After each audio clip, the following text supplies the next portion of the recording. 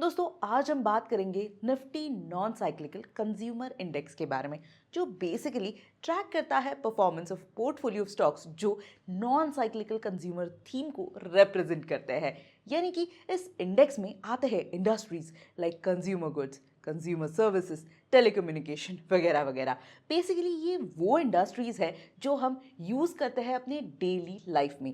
Recently grow mutual fund ने इसी index पे एक न्यू फंड इंट्रोड्यूस किया है, Groww Nifty non cyclical consumer index fund, जिसका NFO is open for subscription from May 2 till May 16, 2024। और इसी के बारे में बात करने के लिए आज हमारे साथ ग्रो एसेट मैनेजमेंट से कार्तिक जी आए हुए हैं जो हमें इस फंड और इंडेक्स के बारे में सारी डिटेल्स देंगे।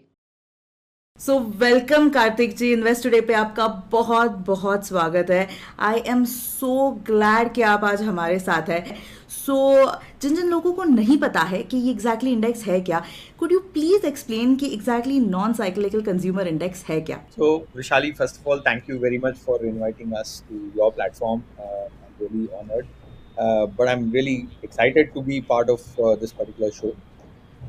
But to talk about consumer non-cyclical consumer index जो बात करते हैं, basically ये जो index है ये कंपनी के कलेक्शन है जो हमारे डे टू डे लाइफ में जुड़ा हुआ हो। ये Right. ऐसे इंडस्ट्रीज एंड सर्विसेज को फोकस करता है जो एक्चुअली एसेंशियल है हमारे डे टू डे लाइफ में।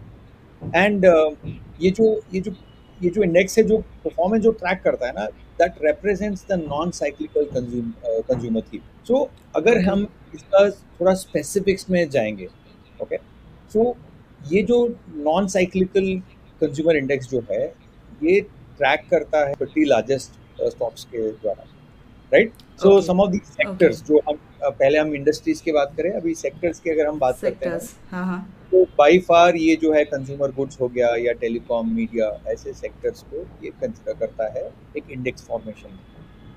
But right right.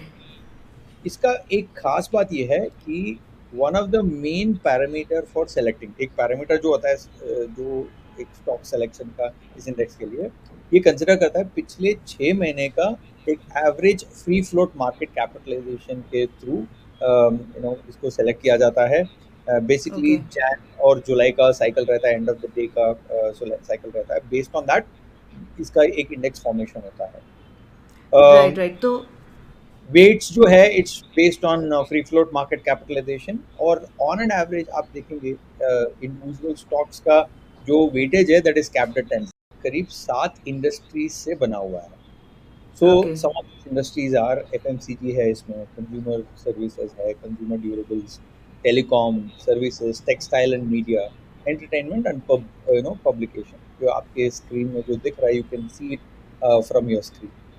Now interestingly जब हम एफएमसीजी की बात करते हैं, काफ़ी सारे पॉपुलर हर रोज जो हम यूज़ करते हैं ऐसे यूज वाले करते हैं। बना हुआ है, जैसे कि I am sure right. We all know food beverages household items FMCG में आता है। जब हम राइट। कंज्यूमर सर्विसेज की बात करते हैं, बाय फार ये broad range of services sector को कवर करता है, जैसे हेल्थ केयर हो गया। उसके साथ साथ जब हम कंज्यूमर ड्यूरेबल्स की जब बात करते हैं, लॉन्ग लास्टिंग प्रोडक्ट्स जो हम बोलते हैं, जैसे कि अप्लायंसेस हो गया या फर्नीचर अप्लायंसेस, राइट। या इलेक्ट्रॉनिक गुड्स है, तो वो सब जो है कंज्यूमर ड्यूरेबल्स में आएगा। जब हम टेलीकम्युनिकेशंस की बात करते हैं या टेलीकॉम जो शॉर्ट फॉर्म में जो बोलते हैं, वो इंडस्ट्री डील करता है कम्युनिकेशंस एंड आईटी, ओके।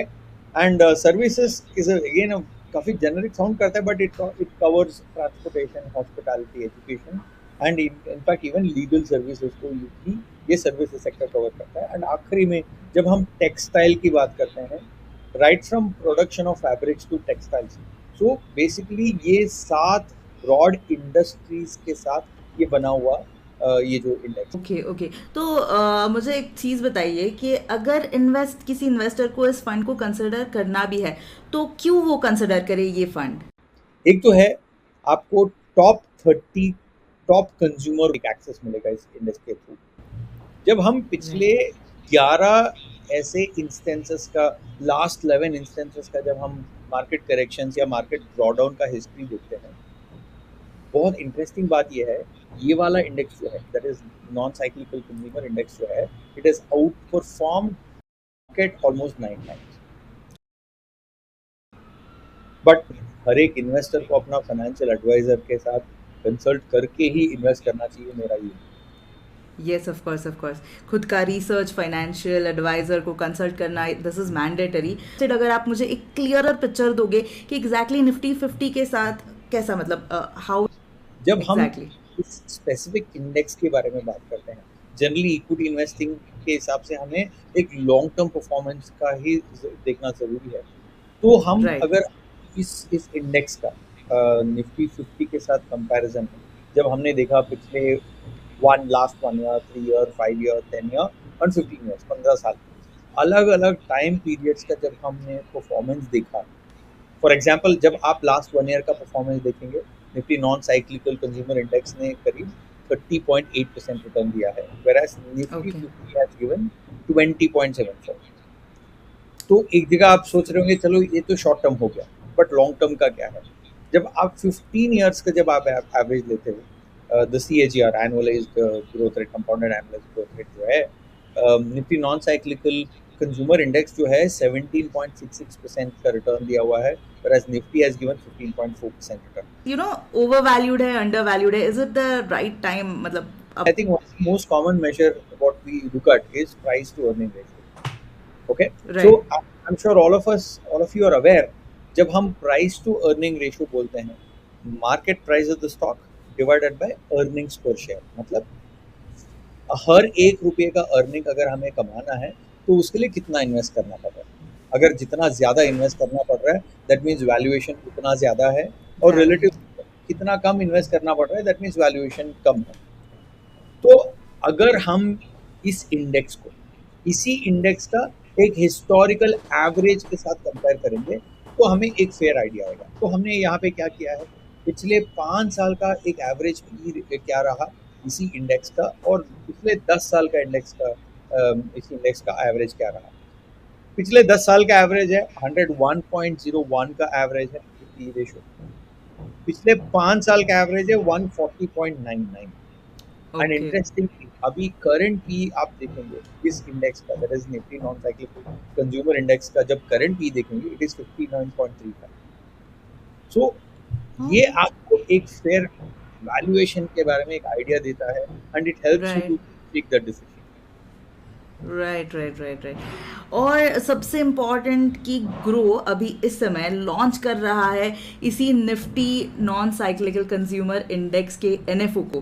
तो is it appropriate time for the investors to invest in this NFO? देखिए, इंडिया एज अ कंट्री, हमारा मिडिल क्लास जो है, वो जो that middle class is earning more and yes, of cities course. Are growing. जब middle class बढ़ता है और सिटीज बढ़ता है, तब एक कंजम्पशन में एक एक ग्रोथ आता है, अपटिक आता है ग्रोथ आता कंजम्पशन, है। राइट। राइट। इसके साथ साथ the the the more and more businesses आप जो देखते हो ना, वो अनऑर्गेनाइज सेक्टर से अभी now they are moving towards organised sector, right. But again मैं वापस ये रिपीट करना चाहता हूँ, आप अपना फाइनेंशियल एडवाइजर से कंसल्ट करिएगा इन्वेस्टमेंट डिसीजन लेने से पहले, क्योंकि येस, येस, ये आई टोटली एग्री। ये इसका क्लासिफिकेशन जो है एक हाईली रिस्की कैटेगरी में इसको कैटेगराइज किया जाता है। Right, right, of course. So इस ग्रो के, इस एनएफओ के बारे में कुछ फीचर्स कुछ है तो आप बताना चाहते हो तो please let us know about it. देखिए, it's a out and out equity fund. ये स्कीम जो है एक long term capital appreciation achieve करने का एक ऑब्जेक्टिव रखता है, बट ये इन्वेस्ट करता है निफ्टी नॉन साइक्लिकल इंडेक्स में, जो हम टोटल रिटर्न इंडेक्स जो है, तो उस पर ये इन्वेस्ट करता है।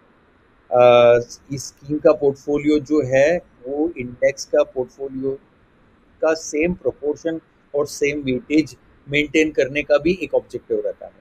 So because of which the objective ये रहेगा कि एक्सपेंसेस से पहले वाला performance of the fund versus the performance of the like let's say the Nifty index जो है, Nifty non consumer non cyclical index जो है, it should be in the similar lines, subject to tracking error. But however, I'm sure आप जानते हैं, there is no guarantee that investment objective of the scheme will be achieved. Okay, so but what is the essence of the scheme? This scheme being a passive scheme, objective ये है कि इस fund का tracking error जो है जितना कम हो सकता है उतना करने का हम कोशिश कर रहे हैं through rebalancing of the portfolio. देखिए ट्रैकिंग एरर जो इंडेक्स परफॉर्मेंस वर्सेस फंड का परफॉर्मेंस का जो गैप है ना, उसके वजह से ट्रैकिंग एरर होता है ना. तो हम ये कोशिश कर रहे हैं कि इस रीबैलेंसिंग फ्रीक्वेंसी को बढ़ा के इसका इसके वजह से हमारा ट्रैकिंग एरर कम हो, तो वो मेन ऑब्जेक्टिव है, राइट. तो प्लस ये रीबैलेंसिंग का भी like let's say will be kept in mind keeping more collections into the fund और रिडेम्पशंस इन द स्कीम. वो सारे फैक्टर्स को कंसीडर करके like let's say tracking error को कम रखने का objective. But having said that, as an investor, scheme information documents को पढ़ना और अपना financial advisor से consult करना बहुत जरूरी है. यस. तो ये तो रहा ऑल द फीचर्स. आपने इतने अच्छे तरीके से ब्रेक डाउन किया इस इंडेक्स को. ग्रो के Nifty non cyclical consumer index के बारे में फीचर्स वगैरह बताए. So thank you very much Kartik ji. I really appreciate कि आज आपने आपका वैल्यूएबल टाइम हमारे लिए, हमारी ऑडियंस के लिए दिया. आई एम श्योर कि बहुत लोगों के कई सारे क्वेश्चंस का आंसर तो मिला ज़रूर होगा, और अगर नहीं मिला होगा तो guys please comment below. Will be happy to answer all your questions about this index और ये एनएफओ के बारे में भी. तो ये जो ग्रो का Nifty non cyclical consumer index का एनएफओ है वो ओपन हो रहा है 2 मई से 16 मई को. तो अगर आपको if you are interested, just do your own financial research. This is not any kind of financial advice. Please consult your financial adviser.